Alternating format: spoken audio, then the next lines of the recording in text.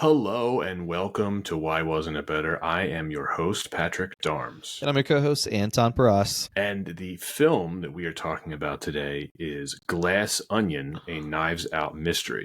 Bold, glossy, and packed with charm, and it knows exactly what it's doing, or does it?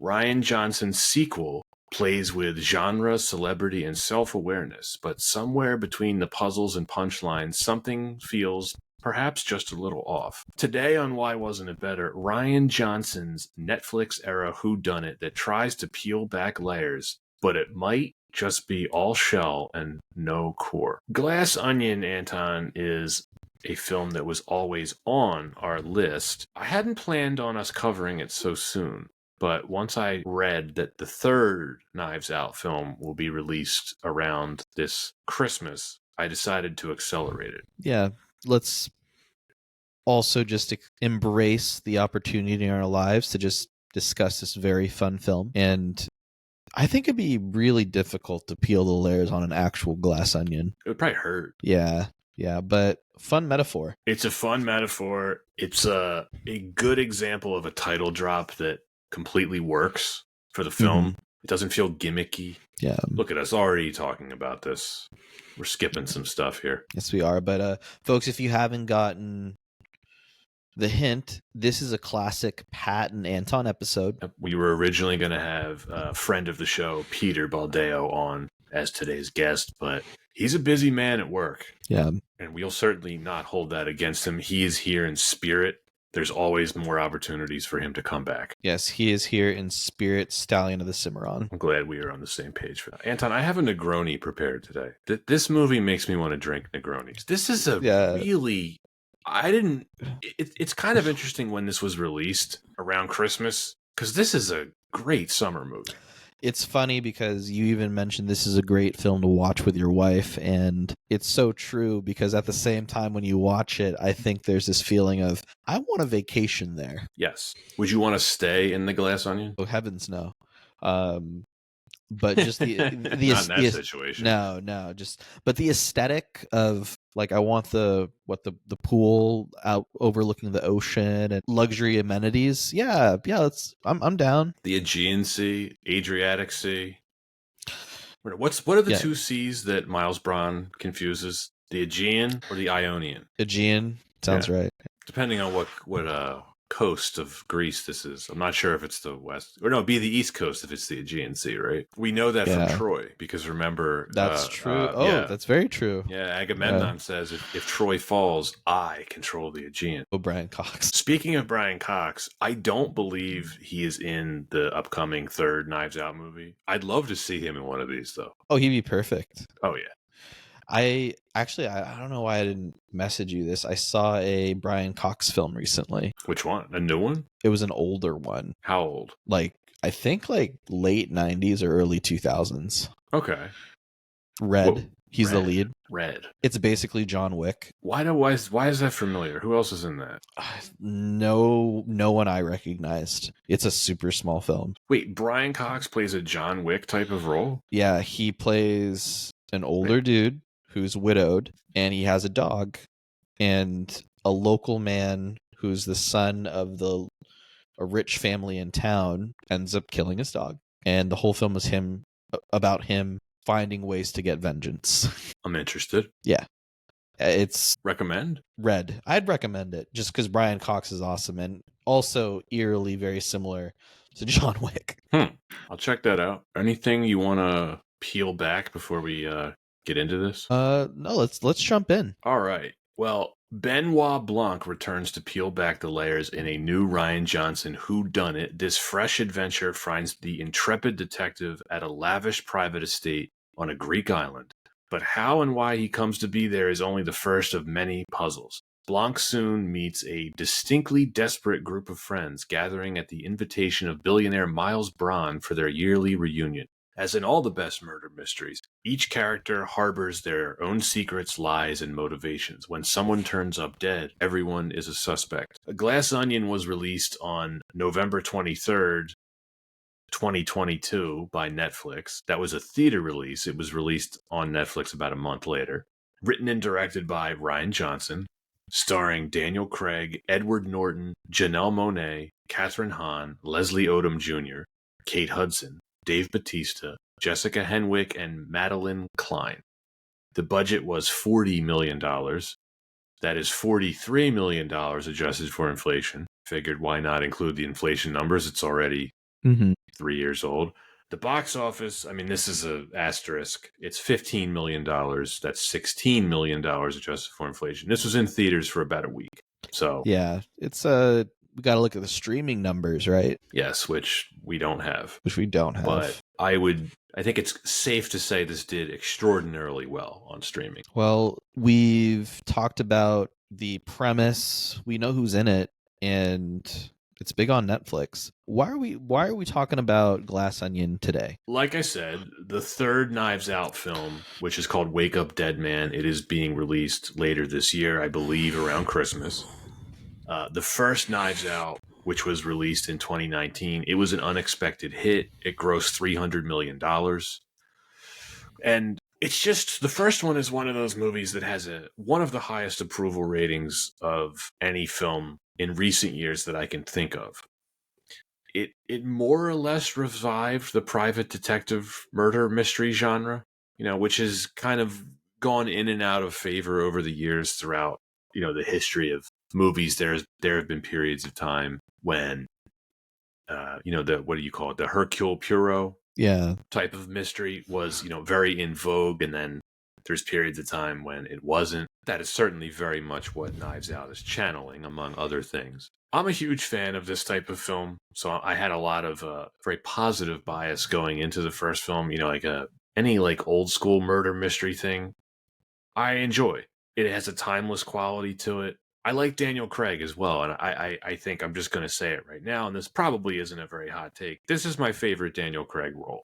I don't know if it's the best acting I've ever seen him do, but he's having so much fun. And these films, the cast is loaded, just like it was with the first film. So that did so well. Netflix paid Rian Johnson exorbitant amounts of money for the sequel rights. And sure enough, we got Glass Onion 3 years later. I didn't see this in theaters. Not a lot of people did. I, of course, saw it when it debuted on Netflix about a month later. But what about you, Anton? What's your interest in this? I mean, I was such a big fan of the first Knives Out film, and of course excited for the sequel. And with a cast like the one for this film, I just get really excited for ensemble films in general, especially when we have a proven director that knows how to do them. So I was all in reading about the development for the film, of course, with the trailer. And I find that it was cool to see so much interest again in these kinds of mystery films, murder mysteries, just because I feel like they were out of favor for a pretty long time, would you say? Yeah, other than something like the Sherlock series on BBC with Benedict Cumberbatch, but that's not really a murder mystery. No, this is very distinct. Yeah. And once, of course, you have the first Knives Out film, hey, like Hercule Poirot is back. He's back. Yeah, our guy Kenneth Branagh brought him back, and we're happy about that. And so I think it's great. You see a lot more elements like this injected in other media as well. Murder mystery style episodes started to pop up more on different sitcoms and films, different sitcoms and other shows. So I think that it's just a really fun take on telling stories, and it can be really smart. And I feel like a lot of people love to look at the complexity of stories and this kind of storytelling. And what I love about this film is that it pokes a little fun at that. So it does. This type of genre film, this detective murder mystery thing, it's such a loose blank slate of a template. You can do so many different things with it, right? You can set it in different time periods. You can have it be an ensemble piece. You can have it be more of a, hero ball type of situation. That's the appeal for me, right? It's just, you can just do so many different things with it. There's not one standard that everyone holds it to. It's not like trying to do an Indiana Jones, right? Right. Or any type of archaeologist adventure thing is going to get comparisons to Indiana Jones. Whereas this, it's pretty blank. You can do a lot with it. Yeah, and it's cool that it's set in modern day. I feel like a character like Hercule Poirot is very much like that's an out of this era kind of character, but the way that Benoit Blanc is written also seems very like just a fully colorful character that is distinct and unique, but fits into the modern day well. He does fit into the modern day well, and yet at the same time, this film could have taken place in the 50s. Yeah, it almost felt like it was in the 90s. Right, with the fax of machines. This has a very high critical score, 91% Rotten Tomatoes. But this, at least with my experience with it, because I know a lot of people that have seen this has a much more mixed reception, I think, than the first one. I do know a lot of people that didn't enjoy this film. Mm-hmm. That's another reason why I wanted to cover it. This seems to be a lot more divisive than the first one. Yeah. I mean, I think that there's always going to be fans of the original, and right, any sequel, you're probably going to get that. Yeah, and you know what? I'm going to go ahead and just keep it a bit of a mystery why I really like this film. I'll reveal that, but I'll keep the rest a mystery for now. I look forward to it, to hearing it. This is an interesting tidbit. I wanted to point this out. Rian Johnson would agree with you if you said this isn't really a sequel. That made me think about, that Spielberg quote about Indiana Jones, which I kind of agree with. Like, I don't think of the Indiana, like Temple of Doom, I don't think of it as a sequel or a prequel. This isn't really a sequel to the first Knives Out film. It's a standalone story. Yes, Blanc is, well, he's not really even the main character. No, which we'll talk about a little bit more. But this is in no way a continuation of the first film, other than it's just another case that Blanc works on. Yeah, and that's always fun. We've talked about other instances where we see something similar. What is it, Star Wars story? Rogue One? Right, which is a interquel? Yeah, it's a story. It's a Star Wars story. Right. Yeah.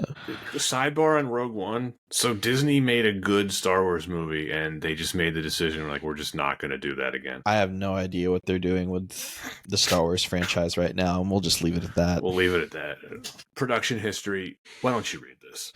Even before the release of the first film, Rian Johnson had teased the possibility of a sequel revolving around the lead character, Detective Benoit Blanc. Lionsgate officially greenlit the sequel in early 2020. And in March 2021, Netflix outbid Amazon and Apple at an auction to acquire the rights to the film and another sequel to Knives Out for $469 million, with Johnson returning as director, Daniel Craig set to reprise his role as Blanc, and a budget of at least $40 million for each installment. So that's a big investment. Pat, looking at the notes here, that's a Lord of the Rings money. About half of it, yeah. Yeah. It's a lot of money for what I would say was fairly unproven IP. Like, yeah, the first film had done really well. Dropping $500 million for two sequels. Quite an investment. Yes. So Johnson, Craig, and the producer Ron Bergman reportedly earned more than $100 million for both productions. Johnson wrote Glass Onion in 2020 during the COVID-19 lockdown, with its setting of Greece coming from a desire to travel abroad when international travel had been shut down. His writing began from the premise that he wanted to write a whodunit vacation mystery in the style of stories Johnson loves, such as Evil Under the Sun and Death on the Nile. In addition to Christie novels, he took inspiration from, quote, tropical getaway murder mysteries, like the film adaptation of Christie's Evil Under the Sun, and especially The Last of Sheila, saying, quote, it's structured around a group of friends, or frenemies, who all have a power dynamic with one of their successful friends. It begins with him inviting them to come and play this murder mystery game at this exotic locale. It begins with him inviting them to come and play this... Oh, I just read that. In The Last of Sheila, it's on his yacht, and everything ends up going horribly wrong, and that is essentially how Glass Onion begins. End quote. Johnson wanted this film's title to refer to something hidden in plain sight. He chose glass because it's clear. He searched his phone for songs with the word, finally setting on, quote, Glass Onion by the Beatles, and the song is featured in the end credits. Johnson described casting the film as, quote, throwing a dinner party. Dave the Animal Bautista, said Johnson encouraged him to audition during an unprompted call, and Catherine Hahn secured her role over several Zoom calls. So filming began on Spetsis on an island in Greece in June 2021. Scaramantula Island? Is that what that was? Yeah, exactly.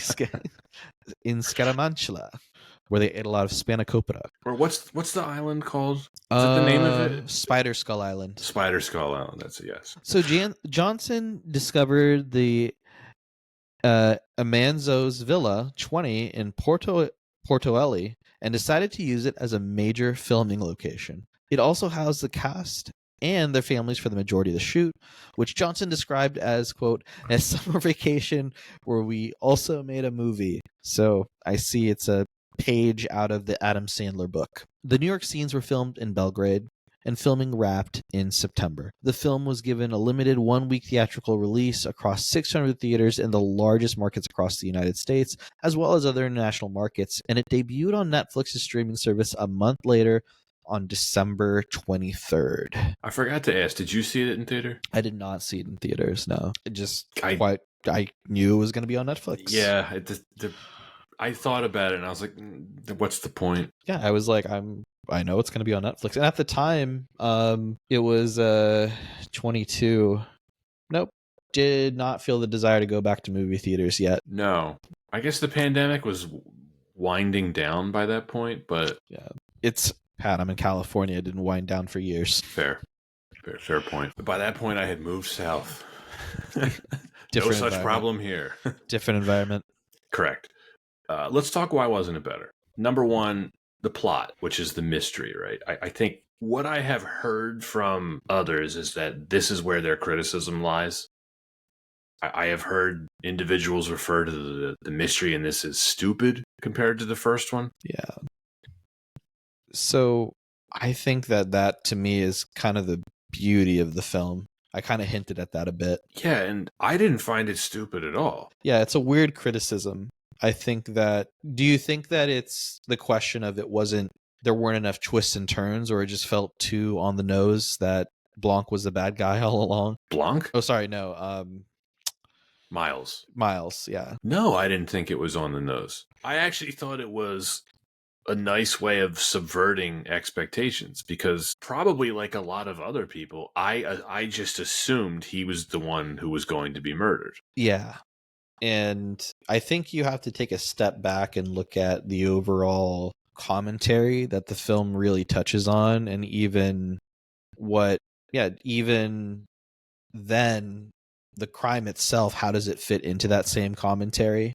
And if it is about people that think that they're bigger than what they really are, or people that think that they're smarter than they really are, to even try to come up with a scheme that seems very, very convoluted, but at the end of the day, it's just stupid. I think that's a really well-written story, and unraveling that and showing why it was stupid was even more satisfying, that they're doing that in a very subverted murder mystery film, because otherwise it would just be like any other murder mystery film, right? Right.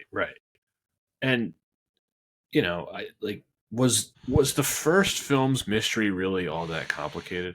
I don't know that it was. No, but you have so much more fun unraveling what happened behind the scenes. Yes.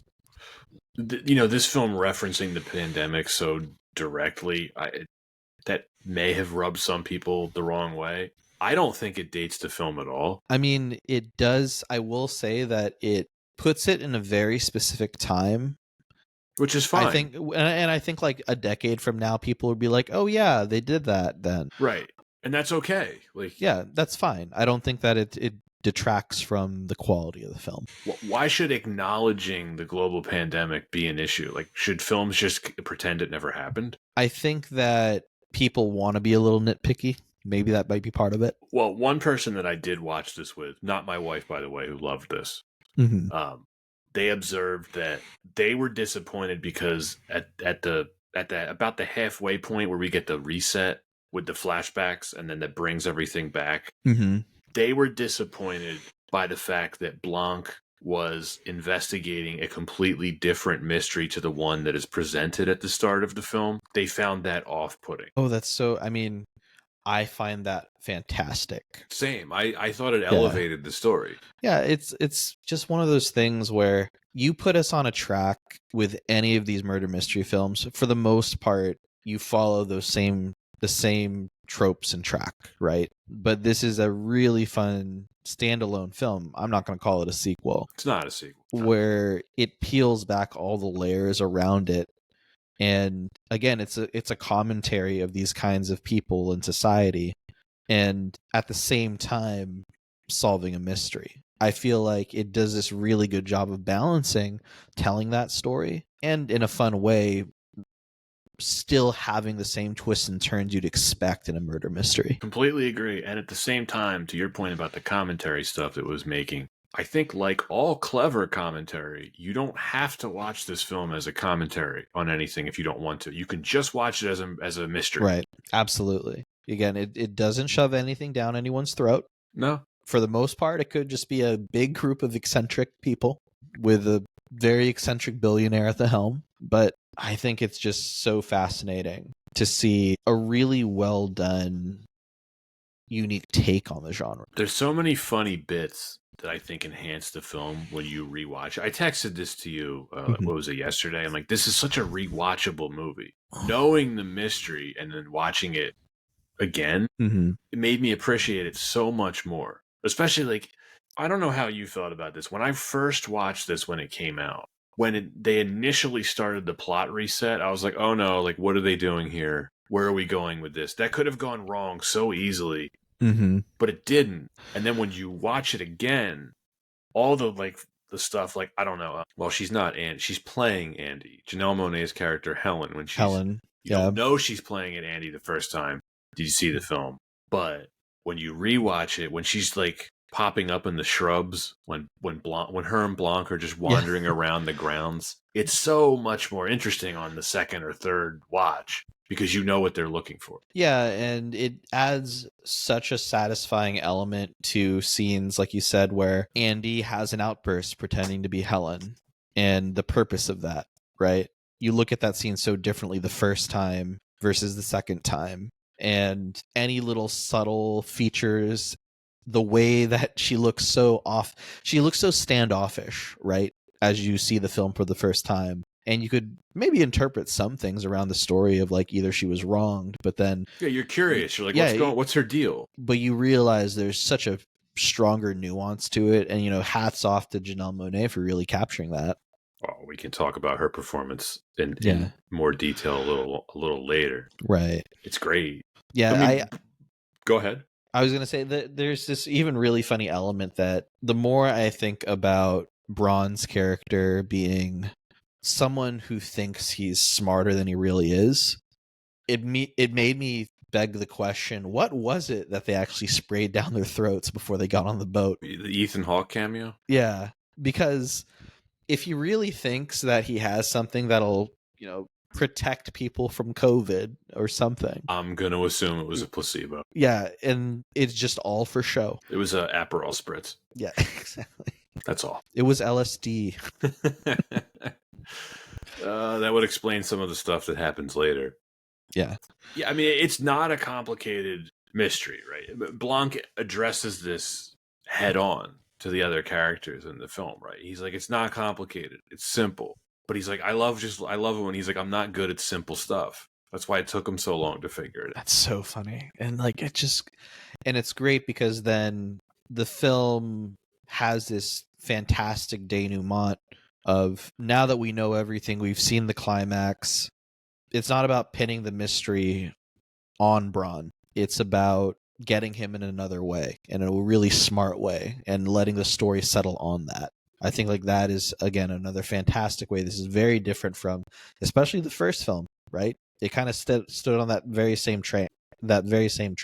Chris Evans got pinned for the murder. Right. And Blanc was working with the police in the first film, sort of. I mean, he was, let's say, assisting the police in the first film. Whereas here, not so.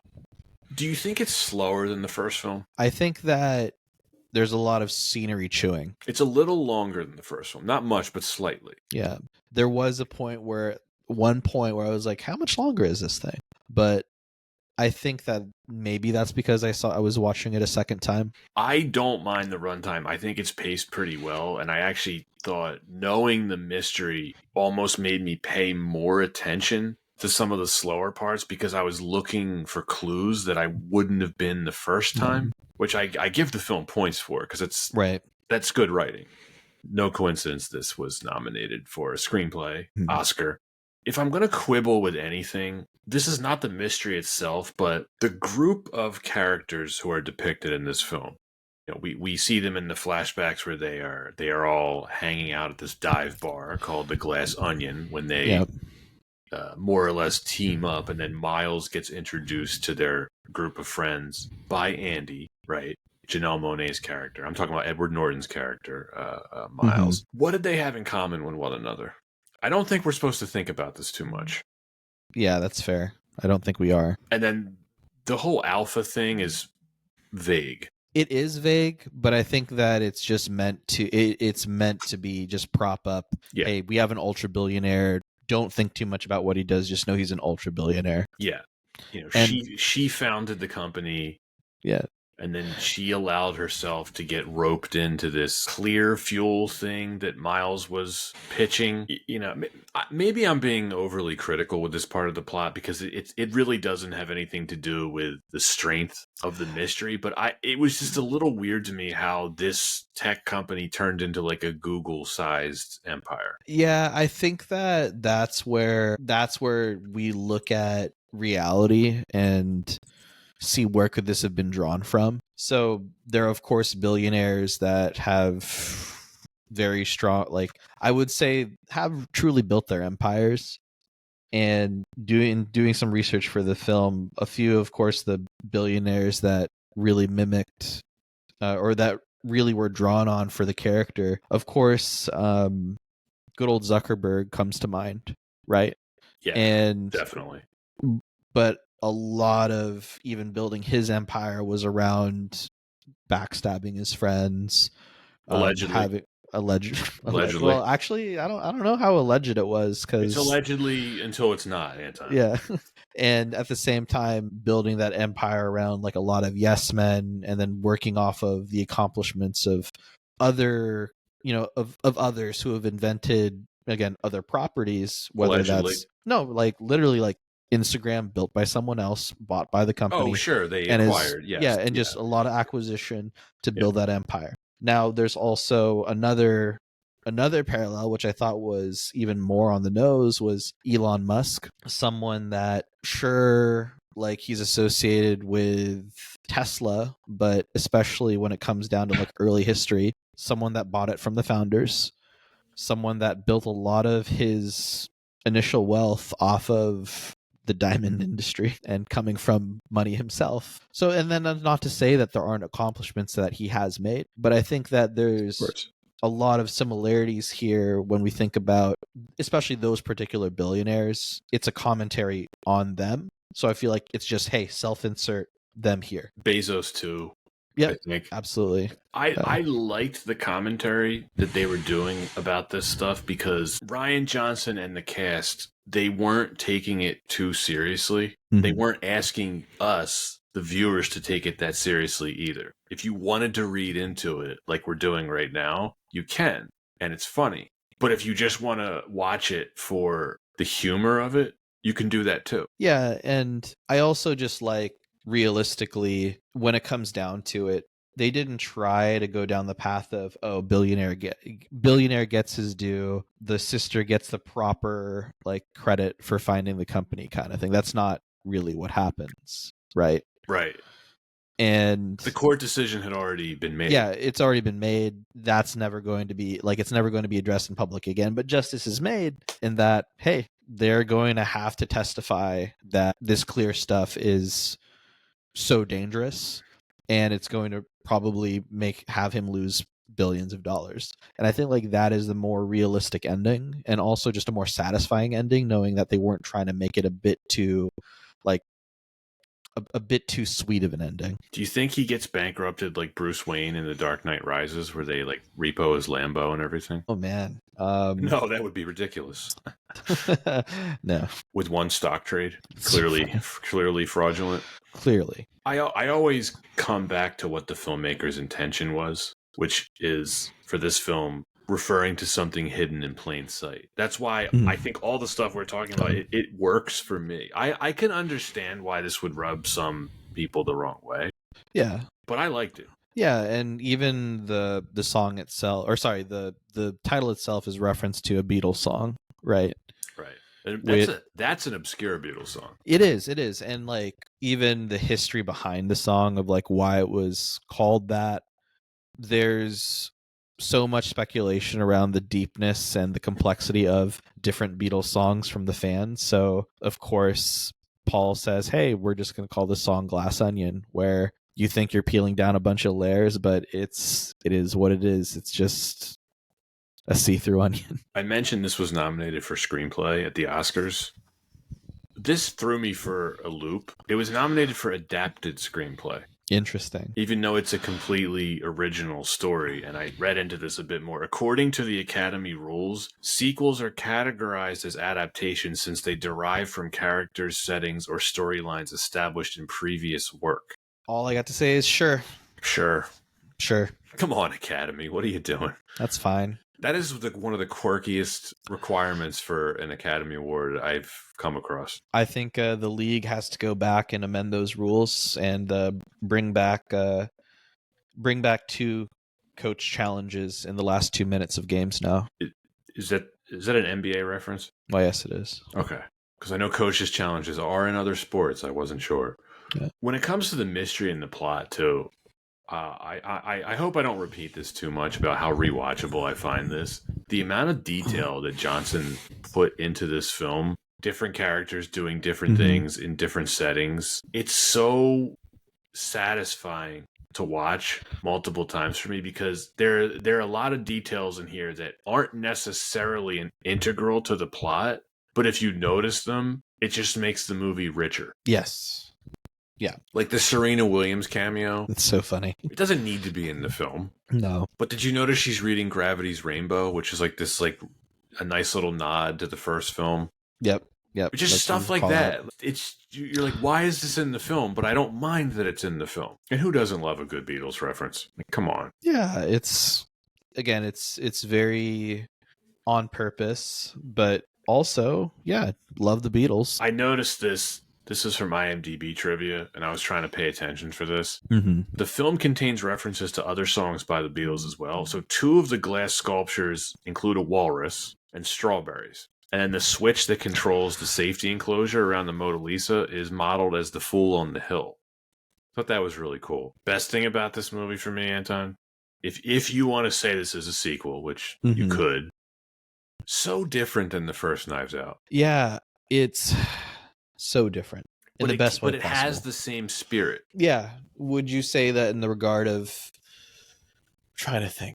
Probably in the regard of how the story is displayed, maybe? Yes. Meaning Blanc shows up to solve a fake murder mystery in this case, what we think is going to be a fake murder mystery, right?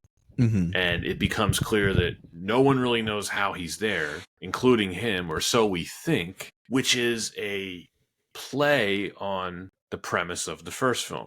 It's the foundation of the first film, but Rian Johnson is subtly changing it a bit. And the vibe is totally different. Obviously, it's a completely different cast. Yeah, it's not... What was that? Set in, like, New England, the first one? Yeah, it's somewhere in Massachusetts. Yeah, very different vibe. But at the same time, like you said, it's... Blanc is involved with the mystery, solving it. But it's still... The film still ends up turning a very subverted take on it. And I appreciate that. The word I was looking for is it's the same template as the original. And that's what I want from a sequel, right? Just do something different. And also, what's nice is Blanc's not doing the heavy lifting in the film. No. So that's also I said it earlier, he's really not the main character. Yeah, so it's a bit different from the first film. Whereas I think you could argue Anna de Armas's character was still very... she was very much the main character, yes. Yeah. Whereas here, you think Blanc is the main character at first. You know, when we first meet Helen, who is impersonating Andy, we don't know how important her character is going to be. Nope.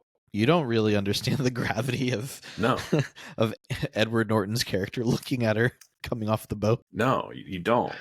His character, Miles, you know that speech that he gives when they're in the pool house about being a disruptor, which is just, it's utter bullshit. Yeah. But I love how that's exactly what happens in the climax.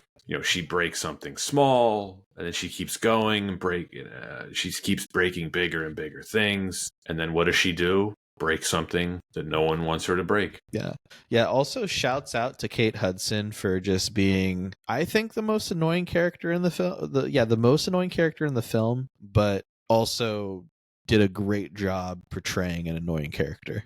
She's great. Yeah. Pretty funny. Yeah. Almost every line she says is pretty funny. Yeah. And I couldn't help but just look at everything she did and just be like, ugh, like, you're just insufferable. Even when she's the first one to also break something and scream. She is. It's like, of course she would do that. I just want to say this, because if anyone has seen this film once and didn't care for it, I would encourage them to watch it again. Because this is almost a film to me that, like, multiple viewings are required. Yeah, absolutely.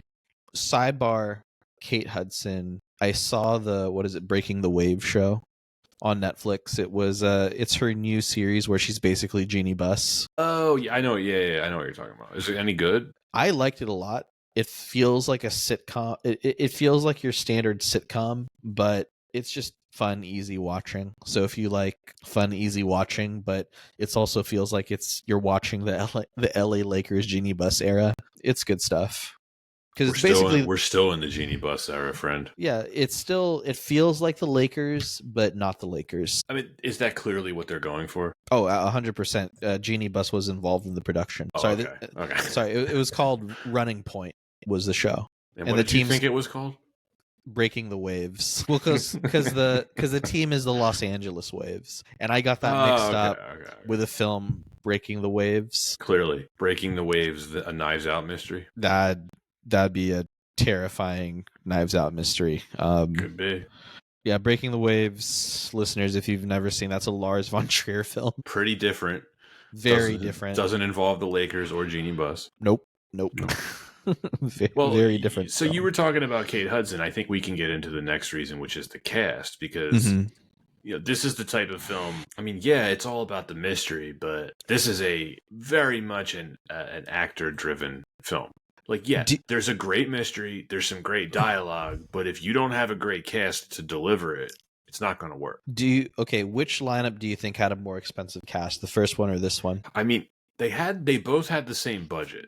Probably this one is my guess. This one? Okay. Well, because I'm assuming Daniel Craig got a raise. I'm assuming because the first one was such a big hit, Netflix was offering more, but it had the same budget officially. So do you know the answer? I don't know. No, I don't know the answer. I don't know the answer offhand. But I'd almost guess that they paid less this film because they're almost because they're almost banking on the fact that there's already so much buzz with the first film that they want to save money by putting together, like, let's play some Moneyball a bit and, like, get some actors in here that either people may know, maybe kind of a big name, or used to be a big name. That's a good point. Like, Kate Hudson, her career it's been in the dumps for a while. This sort of revived her, I think. It absolutely did.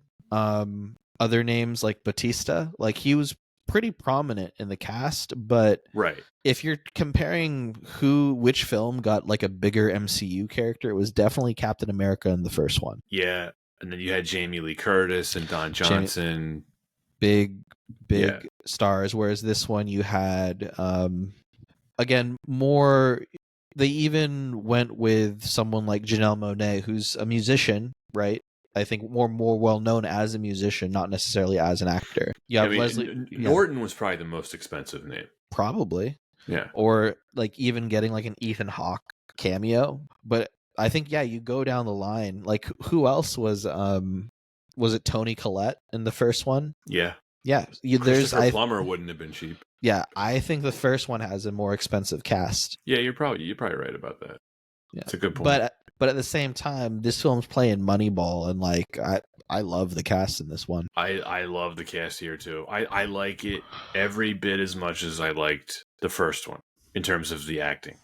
Different set of actors, different setting. They're doing different things. I don't really think there's a weak link here. No, you're getting the best bit of every actor in it. Catherine Hahn, who's had a bit of a career resurgence because she's big in the MCU now, and at the same time, I think was a really big name for this film. Batista, who of course has gotten a really big name because of the MCU as well, but more and more films, and he's really pushed himself to be more of a serious actor. Successfully. Very successfully. And Daniel Craig is amazing as Blanc. It's my favorite role of his, and I know that probably surprises you, knowing what a huge James Bond fan I am. Yeah. But this is a more get it. fun role for him. I get that. It is very different. And you know, the cast here is almost more important than the first film because the mystery here doesn't really develop until an hour into the film. So the cast really have to carry this along. Because, like I said, if you're watching this for the first time, you're like, okay, when is the murder going to happen? What's going on here? Why are all these characters acting weird to each other? That goes on for like literally it's an hour. So if the cast isn't working, this whole film would fall apart, even before you get to the halfway point. Yeah, for sure. Well, the other reason I like Daniel Craig so much in this role is, Bond is a pre-existing character, obviously. Now, he put his own spin on it. There's no doubt about that. But Benoit Blanc is his. It belongs to him. No one else. Yeah, like I said, it's such a colorful character. And fun, new, novel characters are hard to come by that stick. And I think that it does make this that much more special. It's like, wow, we have a unique character in Blanc, which has his own distinct personality. And I think the decision to not really make him the protagonist was a very wise one on the part of Rian Johnson. Here's what he told Yahoo in an interview, quote, "He's at the center of the movie, but he's not really the protagonist. There's always the temptation to delve deeper into the detective's life outside of the mystery, and I think that's kind of a mistake. I feel like getting glimpses of who he is can be good, but the story is all about the mystery," end quote. I think that's a really great quote. It's why I do challenge folks that say the mystery here was just weak or the mystery here was nothing, in that this is a very different and brave take on the genre. And I respect it because otherwise we would have just gotten any other kind of mystery film. And yet you get to play on that, right? Like the scene where he solves the pre-planned mystery in like 60 seconds. Hilarious. It literally feels like he's making fun of the genre as he cuts that down. That's exactly what he's doing. Early in the film, if you don't know what happens, he comes across as a little naive. But that's why rewatching this is so validating, because you realize he's playing them the whole time. Yeah, and one would expect, like, is this going to be a film about the murder of a billionaire and trying to figure out who did it? But that's what I thought it was going to be. But it's not, and it's better for it. Way better for it. I love his wardrobe. Oh yeah, the ascots all the time. Yeah, I mean, I couldn't pull that off, but it's a really nice nod to Cary Grant and To Catch a Thief. Very French Riviera beach club. I'll tell you what I would wear, though, that vintage Omega he's got on. Pretty sweet. If you go back and watch the TV movie miniseries of The Stand, I think Dr. Kelso's character wears a very similar outfit while gardening. The Stand? Yeah, the Stephen King series. The one from the 90s, right? Not the newer one. Yeah, the one from the 90s. Have you seen the newer one? I have not. Don't. Well, I won't. It's not very good. I just remember, I just have a fondness for the original one, just because, again... Yeah, I like the original one. Great cast. Yeah. Underrated, would you say? I absolutely think so. Dr. Kelso being in it also a fun thing for me. Yeah, Craig, man, you can tell Craig was just having a blast making this. Yeah, and even in the scenes that weren't directly I'd like to call them like the world building scenes. He's just in the bathtub playing Among Us. Like, that's hilarious. His Zoom partners. Yeah. We get Angela Lansbury in her final film appearance. Yeah, Natasha Lyonne, random. Stephen Sondheim. I mean, he's not, legend.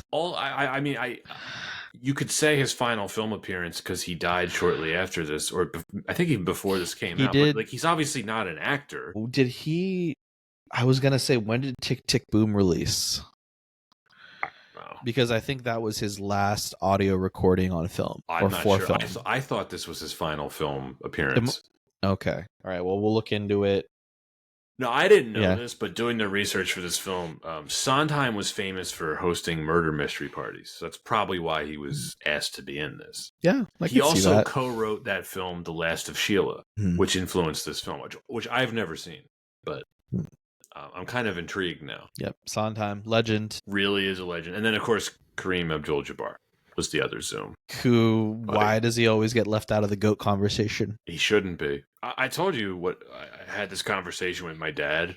It's like who thinks he's the best player ever, and I'm like, I can't argue against his reasoning. Yeah. It's a pretty unimpeachable resume that he has. Kareem's also matured over the years in that he doesn't let that conversation get to him, or at least he doesn't let it get to him publicly. From what I know about him, which isn't a lot, but I don't think he cares. Which is interesting because it was earlier in his career when it was clear it did care to him. Yeah, angry. He was an angry guy. Very angry man.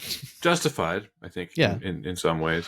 But he still had enough fun to make a cameo in Airplane. Yes, which, gotta love that. It's incredible. It's still one of the best cameos ever, right? Oh, yeah.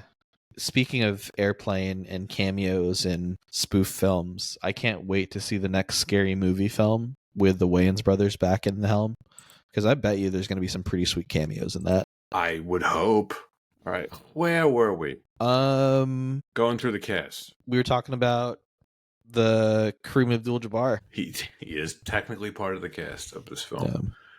Going through the rest of it, this is one of my favorite Edward Norton performances. Yeah. Do you think him being ripped, the painting of him, do you think that's a Fight Club nod? Could have been. Yeah. I don't know if they were direct references or not, but like, you know, when he's first introduced to the rest of the friend group in the flashback, he seems to be dressed and styled identically to Tom Cruise in Magnolia.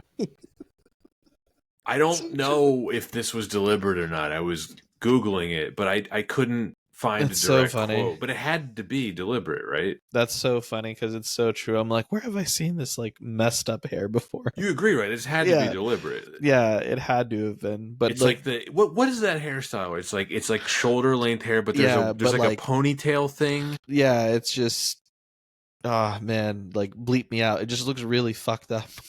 I'm not gonna bleep that out. There's no need. It does look fucked up. It was a little distracting. Yeah. It's the kind of hairstyle where if you see that in real life, it's just instantly questionable. You don't think highly of that person. No. Which was the whole point of giving his character this. Yeah, he's awesome in this role. Yeah, super. Plays a really good antagonist. The pseudo-intellectual, smarmy tech billionaire douchebag. Yeah, he was able to finagle his way into a lot of money and clearly smart enough to achieve what he achieved, because he didn't get there just by luck. Right, but at the same time, all right, had to stab a few backs to get where he is. He definitely kneecapped some people, but what I think is a smart way that the character is portrayed is there is a charisma to him that all of those billionaire types have, right? There's some kind of magnetism that draws others to him. There's a stupid confidence that he emits. Yes. I gotta say, his malapropisms make this worth rewatching. Let's just abbreviate this moment. Like, I want to be in the same conversation as the Mona Lisa. What do you think that costs to lease the Mona Lisa? I was thinking about that. Like $1 million a week or something? No, probably more, right? It's got to be more because he says it was the insurance. I was going to say, what's the insurance? Expensive. What's the insurance policy on that thing? Jeez, I mean, yeah, it's got to be upward, like more, at least more than $10 million a week. To be. Yeah, it's just hilarious that he kept the napkin. Not a plot hole, but just like yeah, I'd believe it. No, I agree with you. It's not a plot hole because they even address it when what's Leslie Odom's character, Lionel? Yeah, he was like, he even asked him, he's like, you didn't burn it? He's like, you kept the napkin? It's so funny. Shout out to Leslie Odom Jr. too. He's another great actor. I love him in this. Yeah. Back to Absolutely. Norton's character though, because there's so much to unpack with him. This is the when I talk about the writing of the character, it's not just the dialogue, right? It's all the tacky art, his whole island mansion in general. Yeah, it's I wrote all these down because there's a lot of them. Because this is all stuff some rich asshole would probably have. yeah. Banksy made the dock, Yeah, which great. just cracks me up. And I love how it's just Banksy made the dock, but of course it isn't made up to spec and it only works during low tide. Right. Like that's so funny.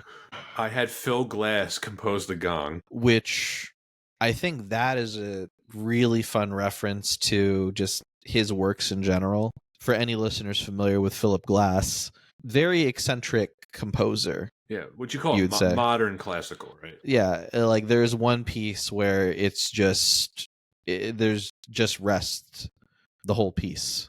Do you like his stuff? Yeah, I mean, I wouldn't like. I'm not going to pretend like I go out of my way to listen to a lot of Philip Glass. I think it takes a very specific taste, but I think that's where it comes down to if he's pretending to say, "Oh, I totally get all of his work," because it's very out there, and I think that all of it is, or even some of his work is very abstract on purpose. Oh yeah, not to be yeah. understood. Are you familiar with any of his film work? Yeah, pretty good. I'm not the biggest Philip Glass fan, but I certainly respect him. Yeah, absolutely. And the fact that he refers to him as Phil, that's funny. Really? And also, what is it? The gongs, the sound of like the gong. That's Joseph Gordon-Levitt. Yes, just a fun little. It's just so random. Like it super random. Need to be in the film, but it's cool that it is. Yeah. Try some spiked kombucha. Jared Leto just sent it over. So funny. That's Jeremy Renner's small batch hot sauce. Thank you, Jeremy Renner. Thank you. I like Benoit's reaction to it. Holly Berry. And then I think my favorite quote is, "I hired Gillian Flynn to write the mystery." Oh my gosh. Doesn't even get her name right. No, that is hilarious. I've seen this movie, I think, 4 times, and I still haven't picked up on all the artwork. Oh yeah, that he has. It's a ton. All the sculptures, all the pieces, even on the ceiling, there's a lot of art pieces. None of it works together, which is deliberate. Yep. It's just it's the kind of pseudo intellectual understanding of what art is and appeal that I would imagine if someone just Googled, "Hey, what's some expensive art?" Like the Mona Lisa, for example, it is probably arguably the most famous painting in history, but it doesn't necessarily make it the most like important or even or objectively best piece of art. Right. Oh, I think I certainly the most famous. Yes. Yeah. Yeah. But I think like the fact that it's like just using all of that money just to bring it in, it's just why?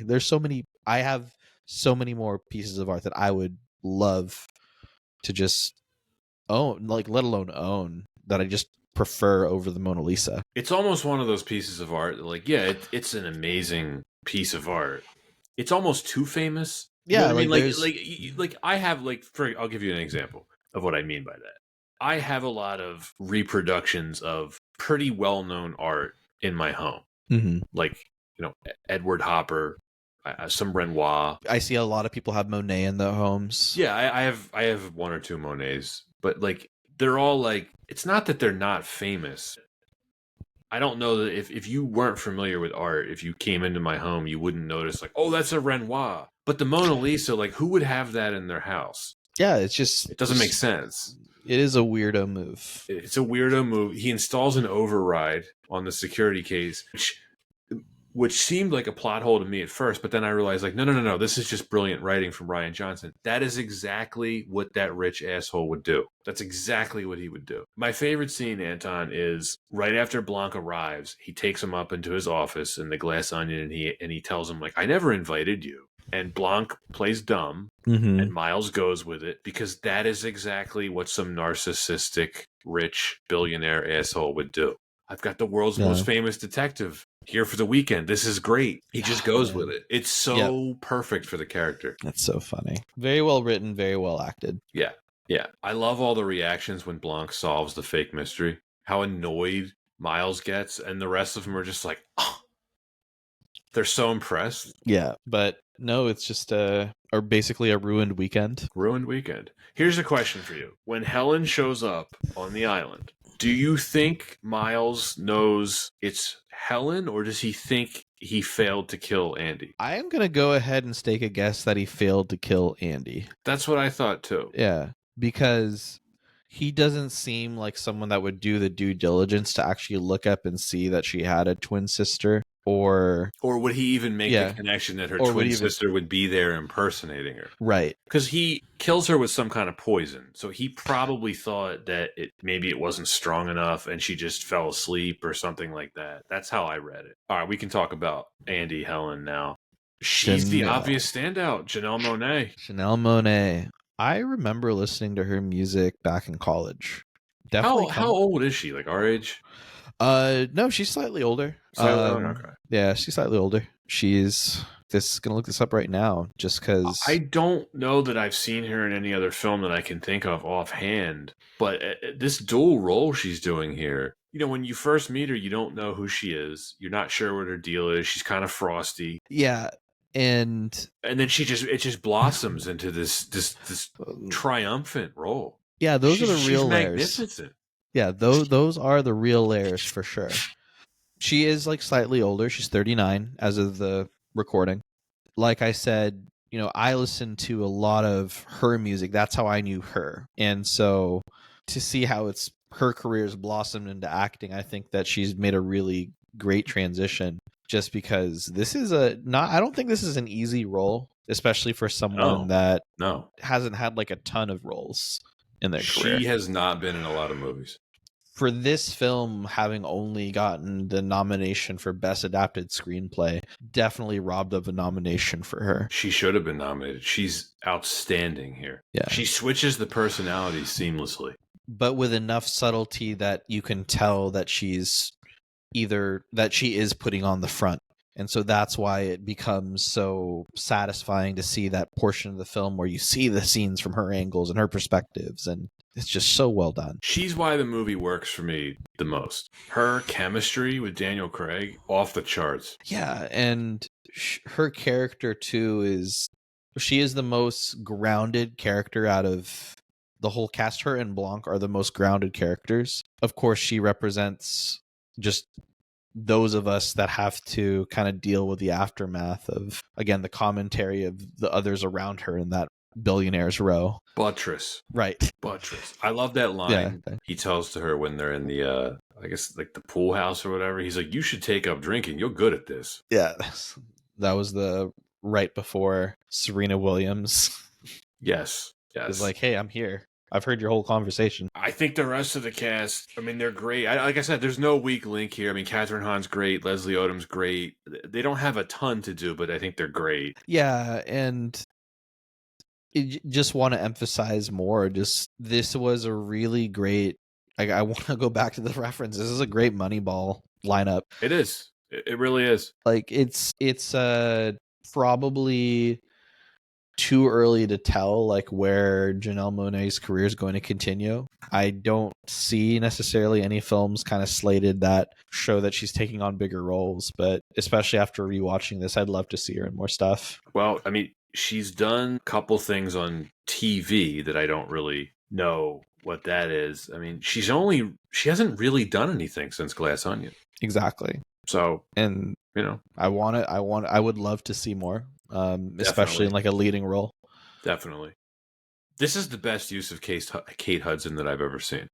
She's most well known probably for being in Almost Famous, right? Right, which is a 25-year-old movie at this point. Yeah, and her role in that film was Oscar nominated.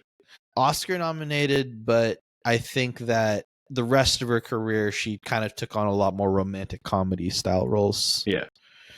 And this was a really, really great role for her. She's really funny. You're right that she's annoying, but deliberately in the funniest way. Almost everything she says is memorable.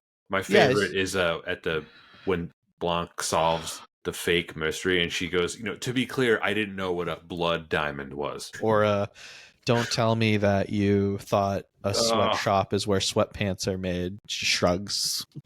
Yeah, it's like you would like, yeah, dummy. What's the anti-Semitic thing she tweeted? Oh, she's like, I didn't know that that was an anti-Semitic thing. Yeah. Oh my And she said, god. Jewy. Yeah. Oh wow. Uh, Well, you know what? I don't think she's a weak link in terms of her performance. Did you need Jessica Henwick's character as the assistant? Man, that's a really good question. I think that her character poses a good moral dilemma for someone to ponder, and I think that's where it's like the social commentary piece. She argues I'm not a bad person like, Kate Hudson, or I'm not like these people. Like I'm just Right. I just work I for them. I just work for them, but also if they go down, I go down. So actually, yes, I'm very complicit. I was just following orders. Exactly. So I think like in that sense, she fits the whole, metaphor. I hope Dave Bautista pays his agent well because he picks good roles, man. Yeah, that's a talk about a brave actor and talk about just like someone brave with their career in general. I'm a big pro wrestling guy, and I referenced it. He when he was in wrestling, his nickname, of course, was the Animal, Dave Bautista. Right.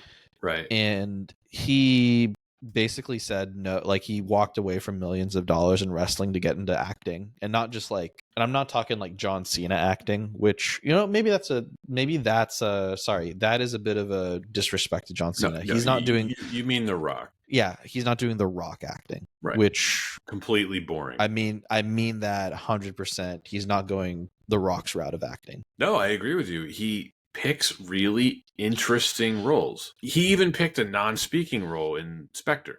Not a lot of actors would do that. Yeah, and he wants to show his range. Every report that I've read about him is he doesn't want to go the easy route. He doesn't want to just be like a big action star hunk. Like, sure, he'll take a role if it's like it'll help make money and it's interesting to him. But you look at a lot of the roles that he's taken, it's like it's kind of all over the place. He's not afraid to also transform his body, cut some weight to take a role. He's a very serious actor now, and it's impressive because the transition from pro wrestling to acting is not easy. He's got real range. I'll give him that. Yeah. I didn't think he had it in him, but he does. Yeah, this is the perfect role for him too. Arguably the most successful wrestler turned actor. I mean, other than like, I think by merit, the most successful. Yes, by merit. Yeah. Because like, of course, the Rock takes it if it's just dollar amount, but I don't think he's a serious actor. Doesn't count. Madeline Klein as his girlfriend Whiskey. I like her in the role. She's completely oblivious. Yep, oblivious, but again complicit. Yeah. And then all the cameos, some of which we talked about. The what's the bum who's living on the island? Oh, he's Daryl. Yeah, super funny. Yeah, funny. Never really explained why he's there. No, they don't need to. It's like, oh, he's just going through some things. I love the part when Helen is like ransacking everyone's rooms and she accidentally runs into his, and then she runs out. He's like, "You want to hang out or what?"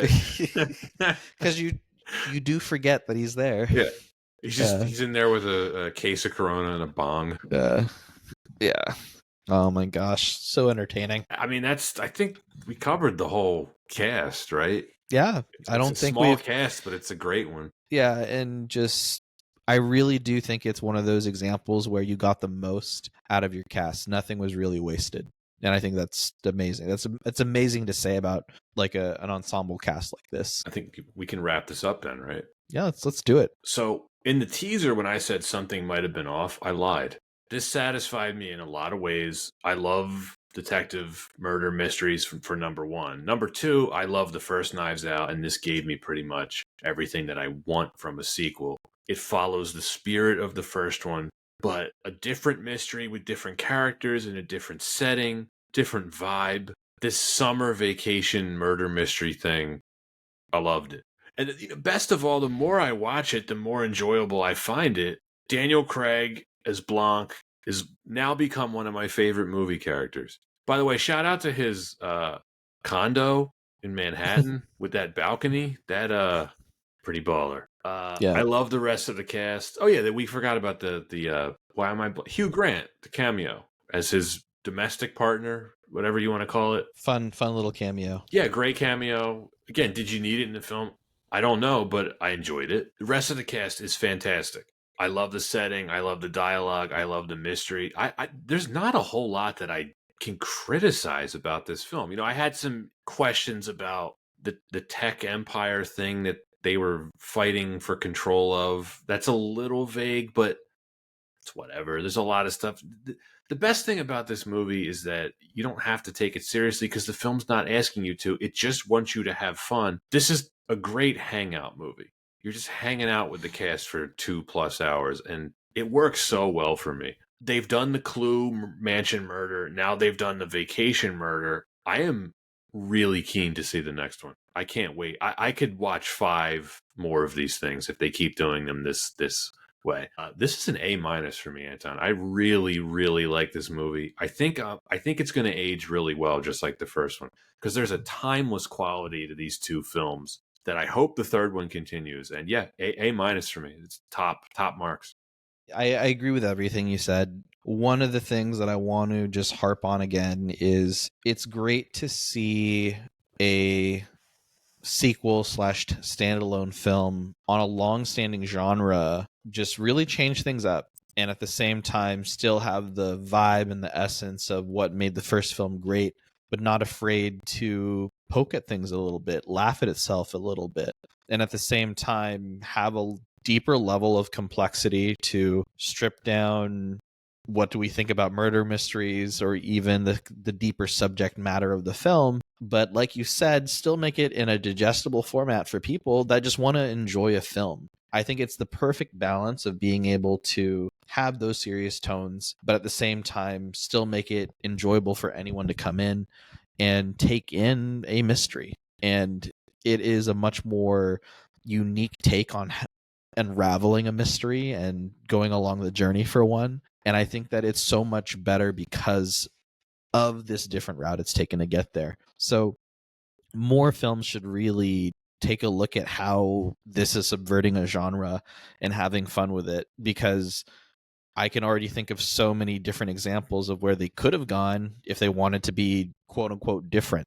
But this is, I think, the best of both worlds when it comes to being different, but still knowing how to stick to your roots.